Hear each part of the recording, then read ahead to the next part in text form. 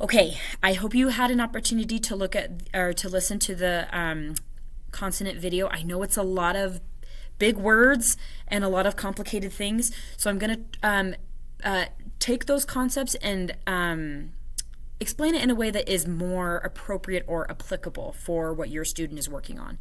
So again, we talked about manner, voicing, and place. So the manner, right? That is, how is the sound produced? Is it a stop of sound? Is it we're channeling air through a certain part of the mouth? Is it channeled and then stopped? Things like that. The reason why this is an important feature that sometimes I might bring up, especially for kids that are saying are saying b for s. So like if the or actually we're going to do d for s. So if they're saying dope for soap, how I might cue your child is to say, oh, I need to hear the air. I hear duh. I need s. And again, that is talking about or trying to cue for the manner of the sound. D and S are said in the exact same place, so at the alveolar ridge, and they're both voiced, but the manner of the sound is different. One is a stop and one is a fricative. So again, cueing for I need to hear the sound or I need to hear a stop is something that can be important. Our next feature is voicing, right? So you can either have a voiced sound or a voiceless sound. Again, in my previous video, I talked about P and B and how they're friends, right? One is voiced, one is voiceless.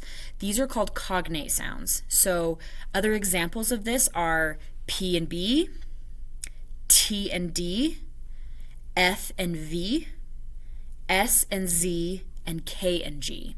And again, I know that's a lot, but there are times when your student might be saying cave or cafe when they should be saying cave with their voice on. So again, a great way to prompt for that is, oh, I want it with your loud V sound. Cave, and that prompts their voice to turn on.